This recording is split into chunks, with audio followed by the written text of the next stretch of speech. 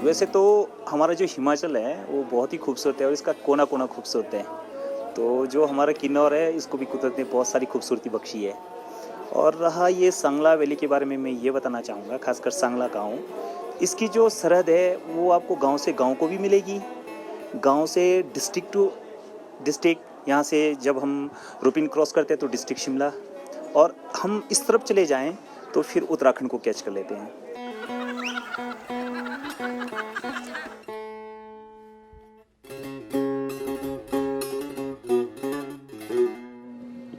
यहाँ की जो पॉपुलेशन है वो कोई 3-4 हज़ार के आसपास में, उससे ज़्यादा नहीं।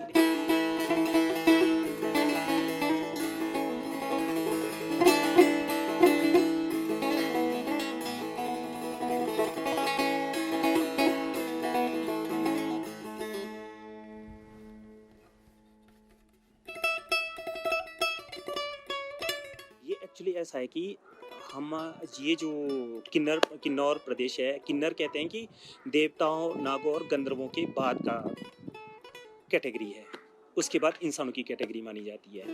तो हमें देवियों से या भाग्य से हम ऐसे स्थान पे है जहाँ देवी देवताओं के साथ हमारा प्रत्यक्ष संबंध है। तो हमारे घरों में भी ऐसे कुलिष्ठ होते हैं, और फिर जैसे मतलब ये जो एरिया है इसमें ऐसी काली शक्तियाँ हैं, गुप्त शक्तियों का वास है, तो उन सब की तृप्ति के लिए ऐसे फंक्शंस में कुछ ना कुछ उनको ऑफर करते हैं।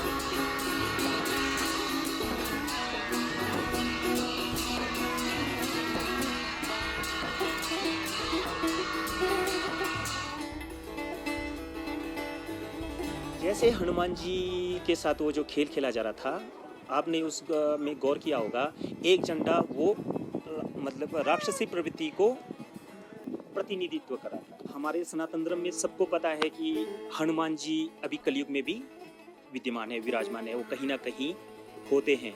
जहाँ भी राम कथा होती है या कोई भी ऐसा धार्मिक कार्य होता है, हनुमान जी की वहाँ पर उपस्थिति माना जाता है। तो हनुमान जी को डिसिप्लिन के लिए भी, और हमारे कल्चर में हनुमान जी जो होली में सब कुछ कोऑर्डिनेट करे थे, तो एक तरह से कोऑर्डिनेटर का काम है उनका, कि डिसिप्लिन मेंटेन करने के लिए जो गलत कर रहा है उसको सजा देंगे। तो ये हनुमान जी का कार्य है।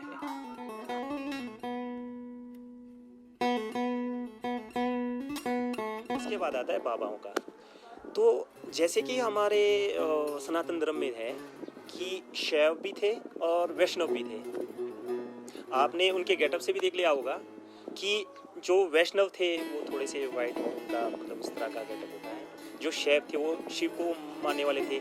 लेकिन एक वक्त ऐसा भी आया जब हमारे सनातन संप्रदाय में, सनातन धर्म में इन दोनों संप्रदायों के बीच में मतभेद हुआ था। सबको ये लग रहा था शिव श्रेष्ठ है, किसी को लग रहा था विष्णु श्रेष्ठ है, तो उनके बीच में भी ऐसी प्रॉब्लम आई थी। लेकिन अल्टीमेटली क्या है, लड़े झगड़े फिर से बराबर कि परमेश्वर तो एक है। ये हुआ। फिर उसके बाद आपने राजाओं का देखा होगा। राजा जो दाएं बाएं जो तलवार के साथ जो भी कर रहे थे, वो कहने का मतलब है कि अपनी राज्य सीमा बढ़ा रहे थे।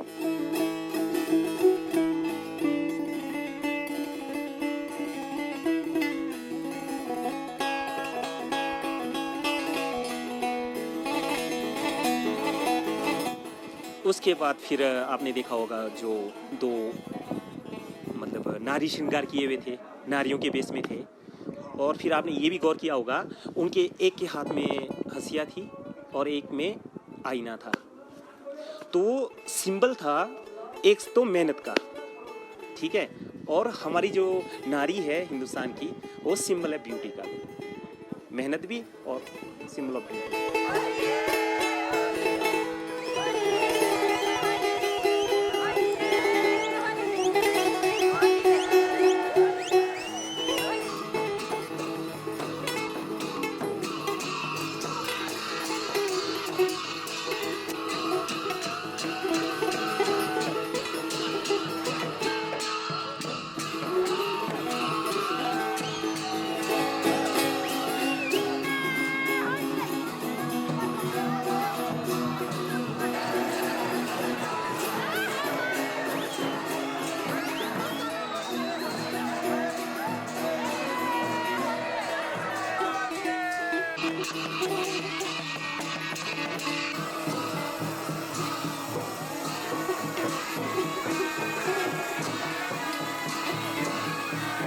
हमारा जो गांव था उस वक्त का जो सिचुएशन था तो उसमें मैक्सिमम लोगों तक पहुंचने का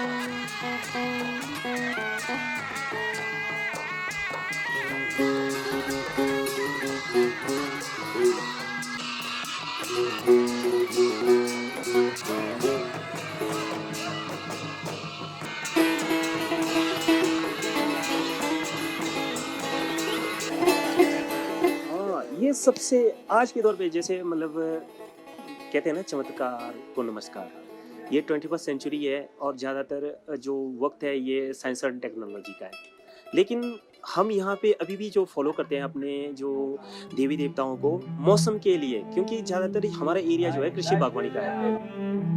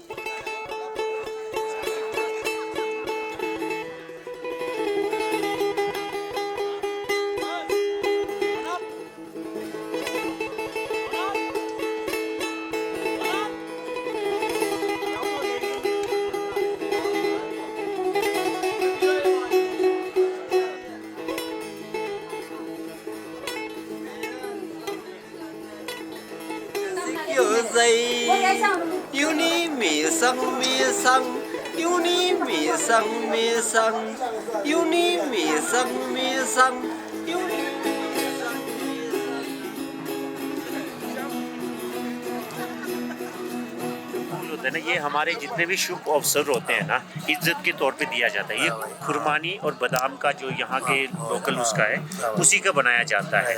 और इसे खाने में भी ड्राई फ्रूट्स के तौर पे बहुत ही ये, और हमारी लेडीज़ें बड़े मेहनत से बनाती हैं इसको। और जब भी खुशी के ओकेजन होते हैं, सिर पे ये फूल बना, ये स्पेशल, ये इसको खुशी के मौके पे ये दिया जाता है।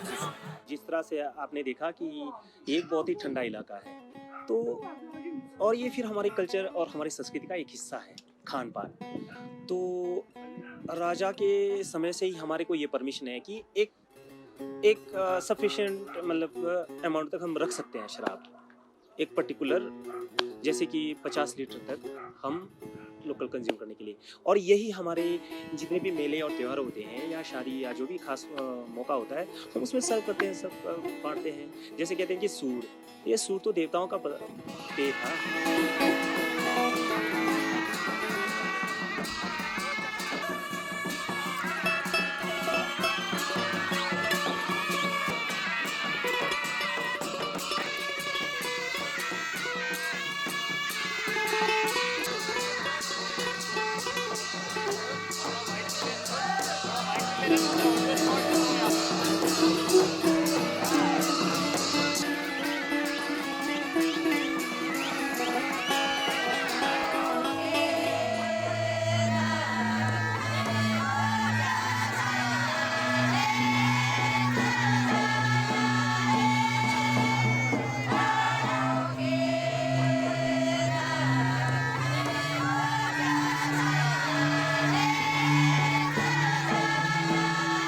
देखिए, जो हमारे देवी देवता है, इन्होंने ही सारी मतलब पहले से ही इसकी व्यवस्था बना रखी है। क्योंकि मतलब हमारे जो देवी देवताओं के नज़दीक हर आदमी भी नहीं जा सकता है, एक लिमिटेशंस है।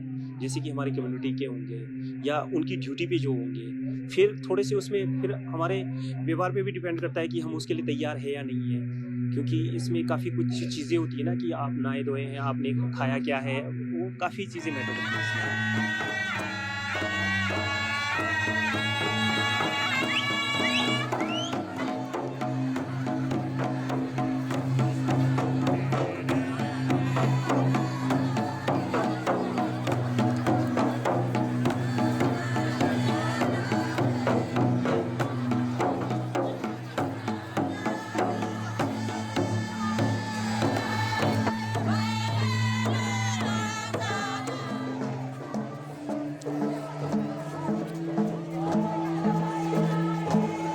वो कहते हैं कि काफ़ी मतलब पुराने वक्त से है। जैसे हमारे डेटीज़ को निकालते हैं तो उनके बारे में भी कहते हैं कि आप 18 पुराण को जानने वाले, 4 वेदों को समझने वाले, तो आप ही के समय से ही ये परंपरा चली आ रही है। तो हमारा ये मानना है कि ये काफ़ी पुरानी है।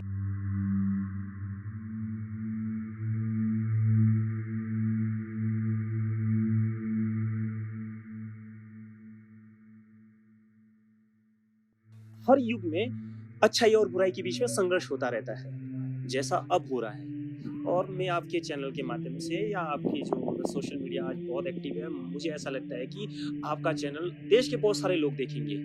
तो एक हद तक मैं एक मैसेज है मेरा कि मैं इतने दूर हिमाचल के किसी दूरस्थ इलाके से बिलोंग करता हूँ, किन्नौर ट्राइबल एरिया, हम आप जंगली भी कह सकते हो, लेकिन हमें पढ़ाई उतनी हुई है जितना एनसीईआरटी या हमारे देश शिक्षा विभाग ने जो हमें दिया है। उस शिक्षा विभाग में हमें इतना सिखाया गया कि ये देश हिंदू मुस्लिम सिख ईसाई सबका है, इसमें सर्वधर्म समभाव के बारे में बताया है। हमें ये भी बताया गया कि अब्दुल हमीद ने पाकिस्तानी पेंटन टैंकों को हालत खराब किया था, अब्दुल एपीजे अब्दुल कलाम ने मिसाइल्स बनाई। हमें गर्व है, हमने इरफान पठान के खेल को भी इंजॉय किया है, हमने मोहम्मद रफ़ी के संगीत को भी इंजॉय किया है। इस तरह का कल्चर रहा है, इस तरह की संस्कृति और सभ्यता रही है हमारे देश की। लेकिन अभी जो हो रहा है, जो राष्ट्र की राजधानी दिल्ली, जहाँ हमारे जैसे देश के कोने कोने से रहने वालों की नजरें आपके ऊपर टिकी है। सोचो हमारे मन में कैसी व्यथा आती होगी आप लोगों की इस कारगुजारी को देख के। इसलिए आपसे अपील है कि देखिए हम इतने दूर स्थानों में भी हमारे संस्कृति को इस तरह से खूबसूरती से बनाए रखने में अभी तक भी कामयाब है, लेकिन आप क्या कर रहे हैं। मुझे आपके मतलब चैनल के माध्यम से मैं थोड़ा सा ये भी बताना चाहूँगा कि हमारे किन्नौर में थोड़ा सा यहाँ पे मिसयूज़ किया जा रहा है हमारे नेचुरल रिसोर्सेज का। फॉर एग्जांपल हमारे यहाँ पे हाइड्रो इलेक्ट्रिसिटी के लिए बहुत सारे डैम बने, ठीक है, और यहाँ बहुत सारी बिजली जनरेट हो रही है, शहरों में जा रही है, शहरों को रोशन कर रहे हैं। लेकिन जब सर्दियों का मौसम आता है तो यहाँ पे हालत इतनी ख़राब हो जाती है, हमें ये नहीं पता होता है कि कितने दिन बाद बिजली आएगी। मेडिकल फैसिलिटीज़ का तो यहाँ पे और भी मुश्किल है, और भी दूसरे फैसिलिटीज़ के लिए भी हमारे को बहुत ज़्यादा दिक्कतों का सामना करना पड़ता है। लेकिन सबसे बड़ी बात ये है कि हम जो हमारे यहाँ पे जो मतलब प्रोड्यूस हो रहा है, हमें उसका ही बेनिफिट नहीं मिल पा रहा। तो आपके चैनल के माध्यम से मैं ये भी बोलना चाहूँगा कि हमारी गवर्नमेंट जो है थोड़ा सा इसमें इनिशिएटिव ले कि पॉलिसीज़ इस तरह बनाए कि जो जहाँ से हमें कुछ मिल रहा है कुछ % उन जगहों पे भी ज़रूर दिया जाए डेवलपमेंट के लिए।